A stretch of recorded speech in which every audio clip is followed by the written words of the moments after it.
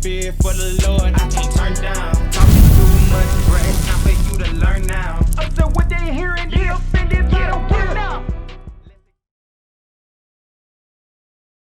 Hey, bro. Adam? Ricardo. Ricardo. Jabez, nice to meet you, bro. So he was pointing to you over here on this sign over here. So which one on this sign do you see as Jesus? This one right here. Okay, so why do you say that that's Jesus? I don't know because people say that. That's what they promote in America, right? You even see it in your churches, right? Yeah. So have you ever read in the Bible that that's what Jesus looked like? You read in the Bible that Jesus looked like this? No. Never. Okay. So we're gonna go ahead and get out the Bible and see what Christ looked like, because you said that's what they promote. So I got a follow-up question with you right after we read the scripture. Read.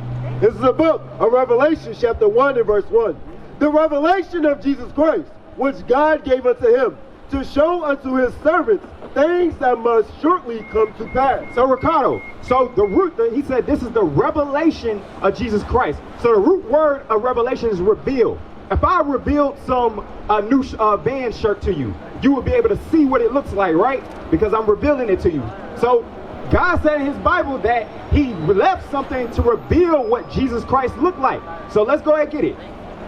This is the book of Revelation, chapter 1 and verse 14.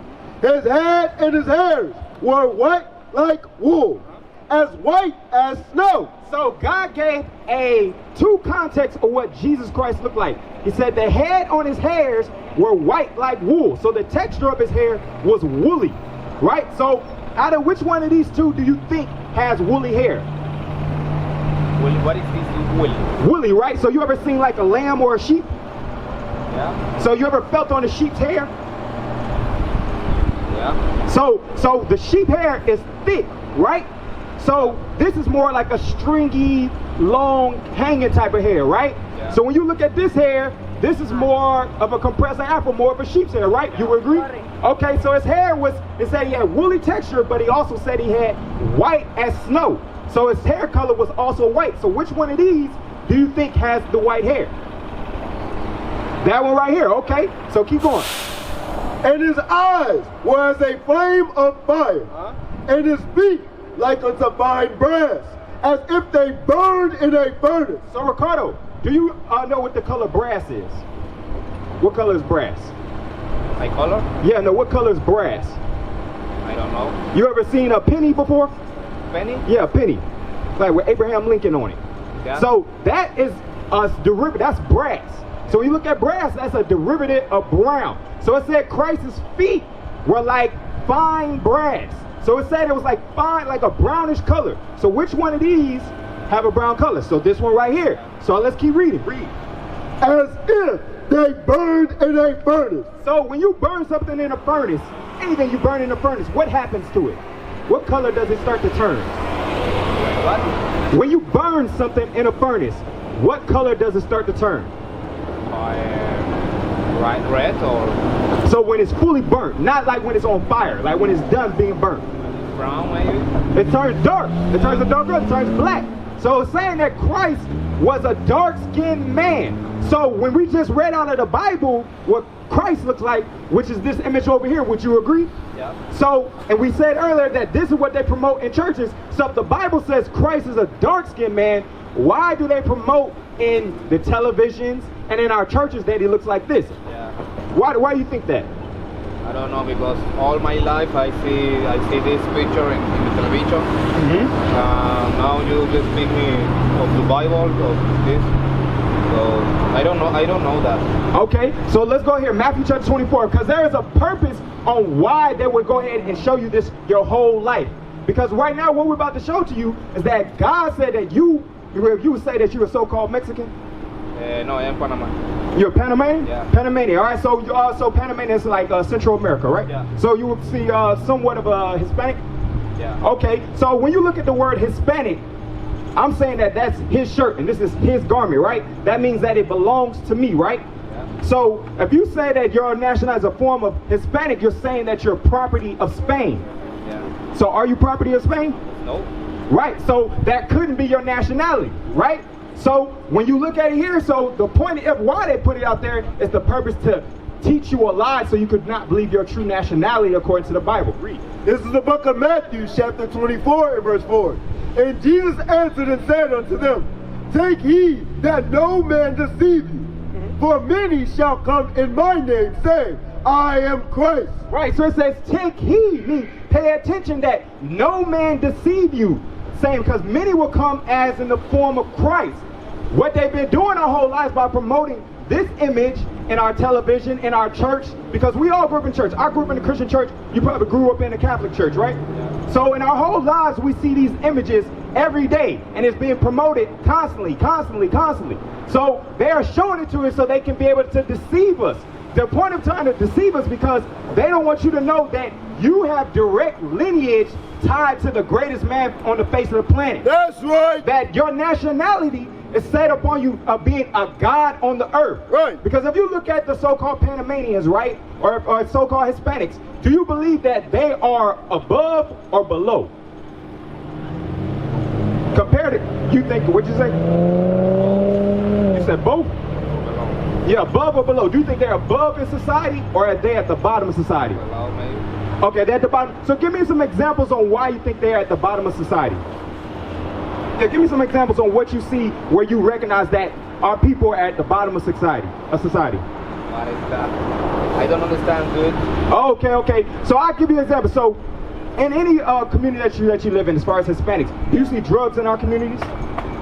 Yeah. You see a lot of gang banging, we kill each other in our communities? Yeah. You see a lot of liquor stores, our people are drunk and homeless in our communities? Yeah. You see a lot of that. Do you think that those are good things that happen in our community? No, right? Because if you look at it, go right here, Deuteronomy 28 verse 16. Because what we're showing you here is that it's not a coincidence that our history, or when we look at our communities, that we have that in all of that. The drugs in our communities, the gang banging, the prostitution, the homelessness. It's not something that's just normal, that's by chance. So how you doing, brother? So what we going over here is showing, because I asked him Ricardo a question and said, when you look at Hispanics, the Hispanic community, do you see them at the above the community or you see them at the bottom in society? Which way do you see them, above or below? As of right now, current? Yeah, Hispanics. I see all of us struggling. You see all of us struggling? Equally. Okay, so let's go ahead and read with the Bible. Verse 16. Cursed shall thou be in the city, and cursed shall thou be in the field. So it says that the so-called black Hispanics will be cursed in the city. So when you look at our cities, do you see, I was asking Ricardo, you see drugs in our communities? We sell drugs to one another. We have gangs in our communities where we kill one another. We have prostitution in our community where our sisters are walking around doing prostitution. We have homelessness in our communities. You see our people in here, no matter where we go. If you go to Los Angeles, you go to Sacramento, you go to Oakland, you go to Texas, because I'm from Killeen, Texas. So you can go no matter where you go in any city, you will see blacks and Hispanics in what we call the ghettos, or the projects, or the barrios. You find us in those situations. You might see a sprinkle of different other people, but majority of the people that live in the projects or the ghettos would be so-called blacks and Hispanics. Do you agree? Right. All right, so God said that would be a curse that would happen to us, right? So give me Deuteronomy chapter 28, verse 48. So another thing to go along with it, because you said that you think that a lot of us are at the bottom, right? But God's showing us that it's mainly focused on us because we broke his commandments. Matter of fact, give me 43 and 44. The book of Deuteronomy, chapter 28, verse 43. 28 and verse 43. The stranger that is within thee shall get up very high. So, do you ever notice that there's an Arab store in your communities? You ever see Arab stores in your communities? Right? So, in those Arab stores that you see in your communities, do you see how much they thrive as far as with their businesses? Because they're like in almost every community where we at, they have a store. They have a liquor store, they have a gas station that we always go to, right? So they're in our communities, in our ghettos, and it says the stranger that is within thee shall give above thee very high. Because do any of those dollars that they make, do they put it back into the Hispanic or black community? No, they don't say, okay, let me set up you guys an educational system where you have a school, a preschool for your kids. Or let me see how I could be able to help you guys high school so where you can get better education. No, they take that money and send it back to their people to build up their communities, right? So it says, the stranger that is within thee shall get above thee very high. Read. And thou shalt come very low. It said, we shall come down very low, meaning we will be at the bottom. We will be the ones that go to them and give all our money, but we won't have nothing to show for it. We won't have no businesses set up to where we can be able to go ahead, all right, we have our own gas station now, okay? We have our own grocery store, so we don't really need y'all because we letting our dollars circulate. No, that's not set up because we go to them because they set up in our communities and they feed off of us. You agree? Right. All right, so read on. Verse 44. He shall lend to thee, and thou shalt not lend to him. So God said that the stranger that's within us, he will lend to us, but we won't be able to lend to him. So whenever you try to get like an apartment, do you ever see the owner of that building being your own people? Not really. No, you don't see that, right? If you want to get a car, our people might sell the cars, but we don't own the cars to sell. So who do we go to in order for us to get transportation? We go to so-called white men because they own that. If we wanted a house, say we wanted to get a home loan, right? How old are you, Ricardo? 25. 25. So 25, you should be starting looking for houses, right? Most of us live in apartments. But if you wanted to get a house, who would you have to go to be able to get a mortgage loan? Mortgage loan bank? Bank, right? So do we own a Wells Fargo or a Chase? We don't own none of that. God said that he will lend to us, but we will not lend to him. Why? It's because we go there and we spend all our money in their stores and not our own, and we build up their communities while they don't put nothing back into us that where we can come out on top. God said that that will be a curse because we chose to break his laws, statutes, and commandments. I asked Ricardo what his nationality was. He said he was Hispanic. You said you were Hispanic too, right? So Native American, right? So when you look at Native Americans and Hispanics in general too, they used to be prominent throughout this land. Right. Like there was millions of them, right? Right. So now with Native Americans, how often, if me being a so-called black man, how often would I see a Native American man? Very few. Very few, right? So give me Deuteronomy chapter 28 and verse 61. Because that's 61, I think it's 61. Because God said that would be a curse for breaking his commandments, that because there was millions of so-called Mexicans, millions so-called of Native Americans running throughout all America because this was you guys' land. But you said that me being outside of that community, I would see very few of you. All right, so read that. The book of Deuteronomy, chapter 28 and verse 61. 62. Ye shall be left few in number. So what did the Bible just say? Didn't you just say that we would be able to see few of the so-called Native Americans? Right? Read again. And ye shall be few in number, whereas the stars of heaven for a multitude. So God said that the so-called Hispanics and the so-called Native Americans, they would be a few in number when they used to be the stars of the heaven for multitudes. If it's at night, say you in the country, right, Ricardo? And what was your name, bro? James. So say you was in the country, right? No cities, no big bright lights, right? You could be able to sit down on the field and see all the stars of heaven, right? Would you be able to count them? No, not really. No, that's how God said that we were as a people. We were so of a multitude, we're like the stars of heaven that we couldn't be counted. But God said, since we chose to break his commandments, read it from the top. The book of Deuteronomy, chapter 28 and verse 62. Ye shall be left few in number, whereas ye were as the stars of heaven for multitude, because thou wouldest not obey the voice of the Lord thy God. So God said the reason why you were hardly, me being outside of the Native American community, it would be a hard chance or a blue moon I would see a Native American, is because so-called Native Americans and Hispanics and blacks chose to break God's laws, statutes, and commandments. God said it for us to be ruling the earth. But since we went against what he said, he put us at the bottoms. Now there's reservations. And even on those reservations, most of the time, there is a chief who's not really Native American. He is somebody, a white man pretending to be, and he runs that actual reservation. And he's making money still off the Native Americans, right? Alcoholism is a huge problem in those reservations. That is something that God said would be a curse for breaking his laws, statutes, and commandments. So what we're reading out here is biblical history of the children of Israel, but it also matches the so-called Native Americans, the so-called Hispanics, and the blacks' history, because we are those people of the book. Because when you say you're a Native American, you're saying that you are a native white man. Did you know where the term American comes from? Where does it come from? Okay, it's from an Italian explorer named Amerigo Vespucci.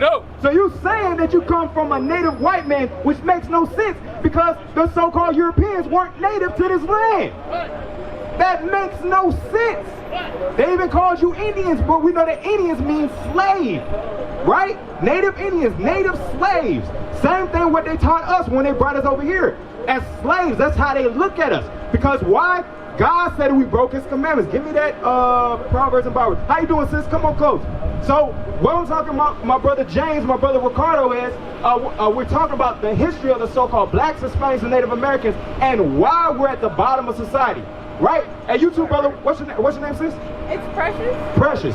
Hey, what's your name, bro? What's your name? Huh? Julian. So what we're going to do? You got a question? I'm gonna get to it right now, okay, sis? So what we're going to do is showing why the so-called blacks and Hispanics and Native Americans are at the bottom of society, and what we need to do to get back at the top of society, because this Bible has what we need. And I said that Native Indian was a name that given to us by another people, just like Panamanian was given to you by another race of people. Just like African American was given to you by another race of people, the same thing for you. So give me that, you know what I want? Yes, sir. The book of Deuteronomy, chapter 28 and verse 37. And thou shalt become an astonishment, a proverb, and a byword among all nations, whether the Lord shall lend thee. So it says, wherever the Lord shall lead thee. God said we will become an astonishment. So when you look at history, so-called Native Americans, how did you be astonished that 3 million people, Indians were killed off by just killing buffaloes? Or 3 million so-called Hispanics were killed off by smallpox? You look at us as astonished how we used to be a great number of people, but now we're so small and few. We used to be a great people that had sense of wisdom and rulership, but now we fall so far to the bottom. That is an astonishment thing to see, right? And it says a proverb. They look at black people and they say that we lazy, right? They say that all we do is eat chicken and watermelon, right? They say Native Americans, y'all are just alcoholics. They say Hispanics are rapists and murderers. That is a proverb. Those are wise sayings that they say against us. And it says a byword. A byword, which would be a name called outside your God-given name. You being called an African American is saying that you come from 2 different white men. That is something that was given to you outside your name. The same thing for Panamanian and same thing for Native American. That's not what God called you. God called you an Israelite from the tribe of Zabud, an Israelite from the tribe of Gad, and Israelites from the tribe of Judah. That's what God called you. But he put a curse on us for breaking his commandments, that our nationality be changed and we'll walk around on a day-to-day basis thinking that we're something that somebody else called us, right? What is a nation? Nation is family. Nation is community. Nation is men leading by example. Nation is women's support. Nation is children with role models. Nation is unity. Nation is you. It's nation time.